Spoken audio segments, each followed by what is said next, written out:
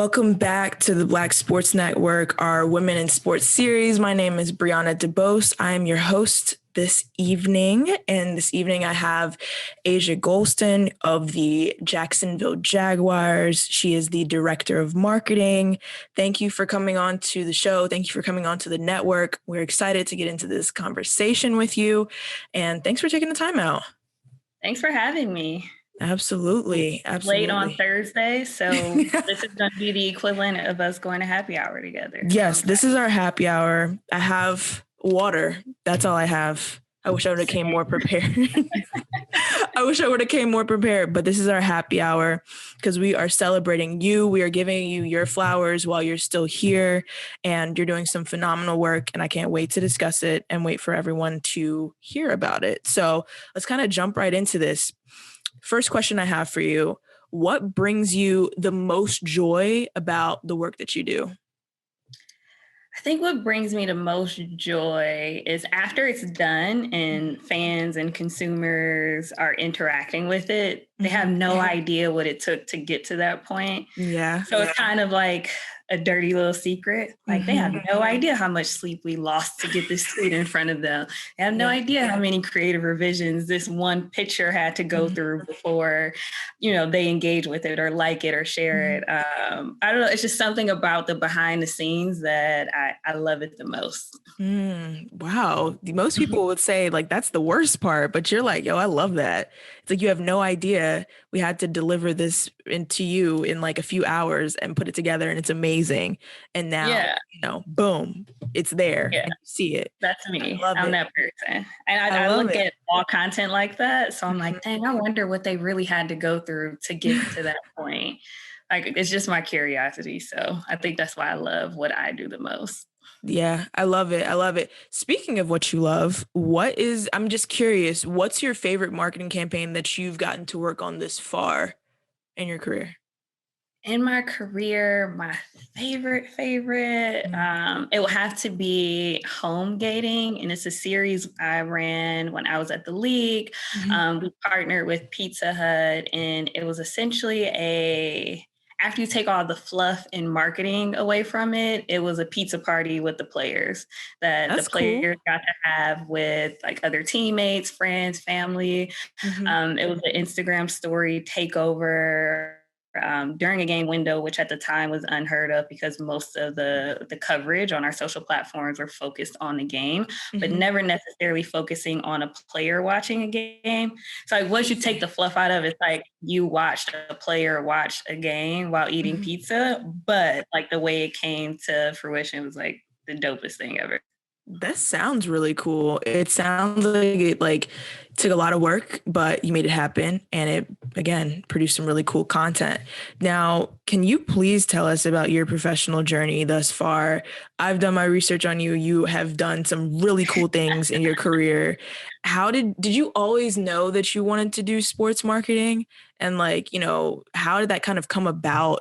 And now in your position at the Jaguars, you are the director, you are in charge. How does that make you feel? Close to being in charge. Shout out to my boss, Julian Duncan. But I would say I had a very interesting pathway into sports in college, and probably I can go all the way back to high school. If you'd have asked what I was going to do when I got older, I would have told you that I wanted to run a particular network. I'm not going to say what the network was, but it had nothing to do with sports. And I actually had the opportunity to go intern at a network, and I left that internship like, maybe that's not for me. So what else do I want to do? So I decided that this was the time where I wanted to go really into sports, but I went to Michigan State, and what ends up happening is a lot of our players that don't go pro, no shade to them, they end up being first in line for those sports internships. I'm from Detroit, so every Lions, Tigers, Red Wings, Pistons, summer internship I applied for, denied. Not saying I was super great, but I just realized that what was at play here. So I decided to kind of parallel path my way into sports. So I decided to go the media agency route. So I started out my career working for a media agency by the name of Kara.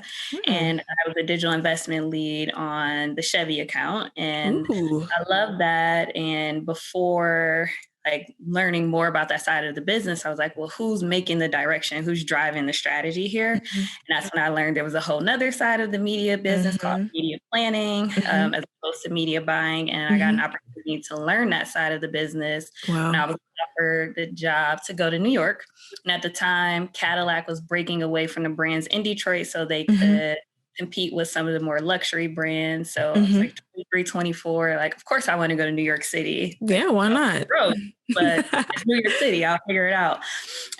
So I got that opportunity. And while working Mhm. on Cadillac, I learned, and it's going to sound crazy, like I learned that there was this whole thing called multicultural marketing. Like Mm. being a Black woman or a Black young lady at the time, it's like I just see these ads and they have Mhm. hip hop music attached to them, or the Right. people like me, and I just think that's how it's Right. supposed to be. Those But targeted like, ads. yeah, learning like, oh my God, I've been like bamboozled. Like, how do they do Mhm. it? So I wanted to learn more about multicultural marketing. It was kind of a Mhm. pet project or passion that I picked up while Mhm. working on the Cadillac brand. And I wanted to learn more about it, but also kind of get out of the digital space to make sure that I learned TV, print, more traditional marketing at the time. And I had that opportunity when I was approached to work on the L'Oreal business, Ooh. running their multicultural beauty. That was Mm. the nickname for it. So it was their MCB side of the Mhm. business, as well as Mhm. their professional products division. Mhm. And after that, I quickly learned that just because I'm a woman and I like hair and makeup and all that fun stuff, selling Mhm. it Mhm. and marketing it was not my cup of tea. I was actually like really disappointed in myself. Like, why don't I like it here? Like, I love Wow. like the automotive space, and Yeah. that's when I decided that it was time for me to go all in into Mhm. sports. And I Mhm. got my first job in sports, working for the Orlando Magic as a social strategist, and then Okay. I then landed at the league Mhm. in an integrated sales and marketing role, which I did for about 3 years Mhm. before landing here at the Jags less than 60 days ago. Wow. That what a journey. I love how you said like you kind of like pivoted like this way for a bit and you kind of had to take something that was within the realm that you wanted to do but not necessarily where you wanted to be long term. I love Yeah. that because a lot of times you know, especially when you are just starting out your career, you're like, I want the big job at this place and only at this place. But sometimes you can do some of that same work or even more and get more like exposure or experience rather at places that you didn't even expect, you know? And it sounds like you kind of fell into these opportunities and just was like, oh, I'm gonna make this happen. And then you eventually got back to sports, which I love. It's Yeah, fantastic. super. It was super fun. I actually think it makes me a more well-rounded Yes. executive. When I talk to young people trying to break into sports, I Mm-hmm. always like bring up like, have you thought about a media agency? Go look Mm-hmm. at the brands that actually advertise with the NBA, Major League Baseball, the NFL, and go Mm-hmm. work on those brands so you understand the other side of the business. Absolutely. Absolutely. For sure. Honestly, that's a gem. I hope y'all were paying attention to that. Everyone who's going to be listening to this, I hope you all were paying attention to that because there's so many ways to be in sports. There's so many ways to have an impact. And sometimes you have to do that, you know, may not be in it directly, but you have some type of, you know, foothold in it in another type of department or sector or whatever it may be that's involved in sports, which is really, really cool. Now, this question I have for you, I'm very, very, very interested to see what you have to say because, you know, Pressure. no pressure at all, no pressure at all. But this year alone, people have been online like never before because of the pandemic. Hours and hours are spent on social media, on binging shows, on school, on work, everything. We're always online. We're online right now. We're doing this Right now. interview virtually because of the pandemic. What cool initiatives have you been able to bring to life during this time? I would have to say I'll give you two, and one Okay. I had nothing to do with. I started at the end of the season that I thought Yeah. was really unique. But at the league, when the world shut down, it was Mm. in March, and it was Mhm. right before the NFL draft, Mhm. right? So things got really Intense. crazy, really fast. And I think like the hours that we put in just to make it happen from like a partnership perspective, but also as a fan, how they could engage with us digitally during the draft, like understanding that we couldn't be in Vegas. I think that's something I feel like everybody at the league should walk away with like their head held high because of that. And when you sit down in an interview and they like, tell me about a time you had to pivot, like, everybody should be like, well, let me tell you. Let me tell about the you. 2020 draft. At the Jags, and I had nothing to do with this, but one thing that they created in lieu of the pandemic was a second screen experience called Jags at Home. Oh, that's dope. Which is essentially a hosted show where Jaguars fans could come together and like engage with the host. They can answer trivia polls. They could win prizes. It was just a super dope experience because a lot of our fans couldn't be with us in the stands, but they were able to create a little community amongst themselves at Jags at Home. I feel like those are the two. Like one I had something to do with, and the other one I was just like, that's super dope. We should always do it. Yeah, for sure. I think that's amazing. Like you said, everybody's had to kind of pivot because of the pandemic. Like it's just been a no-brainer. We've had to kind of figure out how we're going to increase our impact or increase our just communications or whatever it is, because this time it has been like no other that we've seen. And speaking of this time, this past year alone has been a lot. The pandemic, social injustices, the election, physically, emotionally, and spiritually, it's just been draining. It's been draining. How are you doing? What drives you to get up out of bed, get through your day, despite all that is going on around you and in the world right now? Look, I am tired. Okay.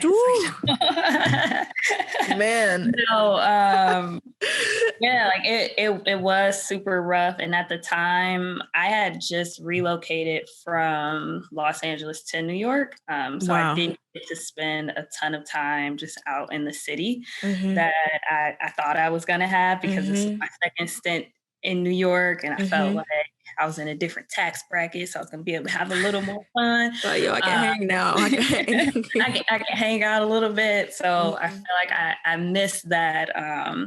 But I think I always tell like my team now that I'm like a recovering workaholic. So I welcome the distraction that work provides.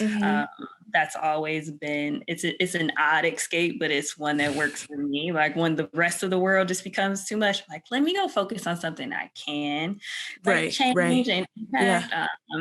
And at the league, I was a co-chair of our Black Engagement Network, which is our Black employee resource group. Okay. So I feel like at a time where a lot of people of color or Black people were feeling helpless, like it was just so much going on. It's like, we don't know where to start. I feel like our team there, we were able to really like hunker down and figure out how to impact change within the Black employees that worked at the NFL. So I think that was a really good release for me, because obviously like with the pandemic, it was hard to go out and be in the street or just like be as impactful as you want it to be. But, it was really good for me to figure out a way within my sphere that I could help and be impactful. So I think that helped me a lot.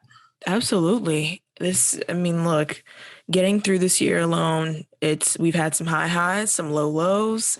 It's been a lot for everybody. So the fact that you've kind of figured out how to navigate it for yourself and something that's healthy and conducive to your life, kudos to you, because a lot of people have not. Also picked up a candle buying habit. So there's that. Man, my podcast mic is literally sitting on candles. I have candles all in my room. It's crazy. Matter of fact, I got one of my friend's candles right here. Side note, sidebar. I could tell you that about her company after, but okay. Back to this interview, back to our interview happy hour.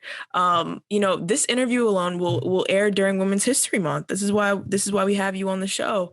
A month that oftentimes does not highlight Black women enough and the beautiful intersections that we have to offer. When you think of celebrating Women's History Month, what stands out to you in your mind that is a part of our history that you can relate to? Oh, that's layered. What comes to mind? Women history. I feel like it's so much. It Does it have is. to be like sports related? Oh, no, not at all. It's whatever relates to you that you want to share No. with us. I think I would probably take it to like my family's women history. Like I Mm, was raised by like how it says it takes a village to raise a child. absolutely. Like that Absolutely. thing, like that was me. Like I was the Hmm. child that the Hmm. village raised. So Wow. I just look at all the women that whose shoulders I'm standing on today, For and sure. they were never in the corporate America space, let Hmm. alone in sports, Hmm. but they were strong and impactful and bosses like in their own right. So I'm just really happy and proud that I was able to grow up in that type of environment just around strong Hmm. women. So when I Hmm. see them in sports or when I meet them and we become friends, like I feel like we gonna be friends after this. Hmm. Like that's the thing that really drives me in. That's just something Absolutely. that I love attributing to. Like I know in women's history, we like to look at the stories that everybody know, but Hmm. like I love the ones that nobody knows, but like me, my Hmm. family, or like Hmm. you and like the women Hmm. in your family. Like I think Hmm. those are worth celebrating as well. Yes, those are the ones that helped us get to where we are. Those are the ones that know our deepest secrets and our Exactly. insecurities and knew us before the glow ups and all of that. Like everything. Absolutely. Thanks for sharing that. It's important. Your family support is everything. Everything. Oh Um, yeah. I now, still call my mom for everything. Like a kid. absolutely. Be like, yo, mom, let me tell you about what happened to work today. Like, let me tell you what happened at work. Can you help me find a doctor? Yes, Like absolutely. And they'll do it out of love. I think that's the beauty of it. I They'll just saw do this it out of love. paperwork, like What all am of I supposed that. to put under this? Exactly, exactly. That's For me. sure. Now, speaking of influential people in your life, right, that have gotten you to this point, who is someone that you admire in the sports marketing space that has helped you, inspired you in the work that you are doing today, and why? It's so many. Do I have to pick one? Can I just like do a shout out roll call list? You know what? You can do whatever you want. It's happy hour. It's Happy Thursday. hour. It's happy hour. You can do whatever you want. It's ladies' night at the Black Sports Network. This, Facts. this is what we're calling Basically, it. basically, ladies' night at the BSN. Hey, drinks half um, off. No, I'm just playing. we need a sponsor for anybody listening. For Um, sure. there are so many dope women doing dope things. Like I have a Yeah. friend named Kathleen. She works in the events department at the Mm-hmm. league. So in my mind, Super Bowl, draft, combine, it wouldn't Mm-hmm. happen without her. Like I'm sure she Mm-hmm. has like an entire team, but when I look at the Super Bowl, I'm like, yo, Kathleen did that. And she did Right. that. Yeah. So like it's people like her, like Danita Johnson, Mm-hmm. who is the newly appointed president down at the DC United soccer team Yes. in DC. Mm-hmm. Like I talk to her all the time. Like, hey, like even before I took this job, it's like, can I Mm-hmm. do this? Like it really started off like, can I do this? Should I do this? Yes.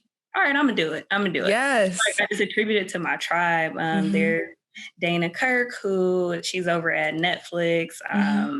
Carrie Champion. Like I just my entire Mm-hmm. tribe. Like that's Mm-hmm. who I go to. Like they're all marketers in their own respective spaces. Mm-hmm. And I think it's really good to kind of glean from different fields, different organizations, For different roles. sure. As a Mm-hmm. president or as a content creator, you may look at marketing completely different. Mm-hmm. And I always try to make sure that I'm looking at how other people bring what I consider everything is marketing to life. Mm-hmm. Mm-hmm. For sure. I mean, having that diverse group of people that are supporting you is key because then you get to kind of, see what it's like to be in their shoes, see how you can, benefit from the knowledge that they can share. Because, like you said, everything is marketing, no matter what department you're in.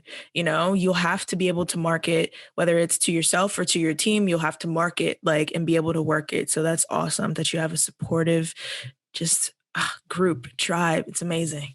Now, That's really my proud. yes. My last question for you is that, or before we get into some quick fire questions, I love my quick fire questions. Do you have any advice to young women coming behind you who want to be in leadership positions like you are currently? Yeah. Mm-hmm. Don't do it. It's like no. Like no. It's like no. We can scratch that part from the interview. Scratching from Um, the record.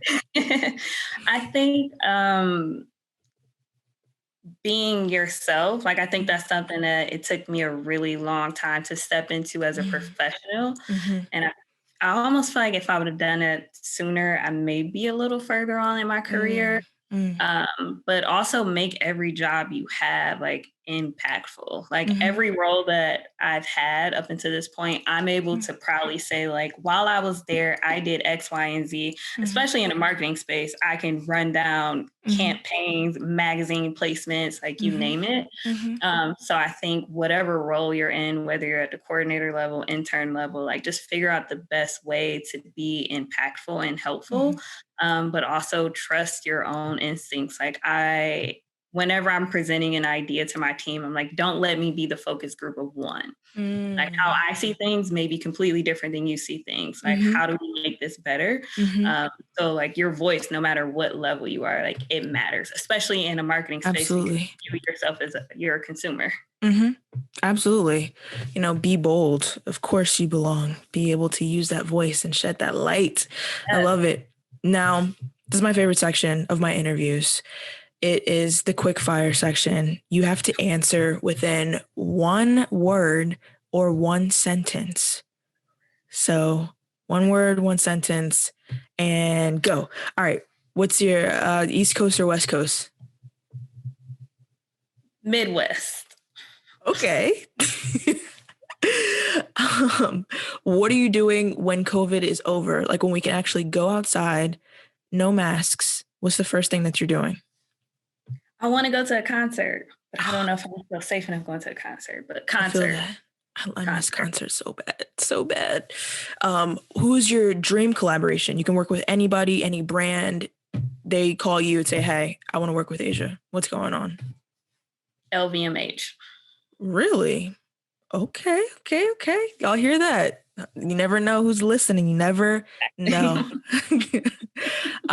What is a cause that you really, really care about? uh, one word.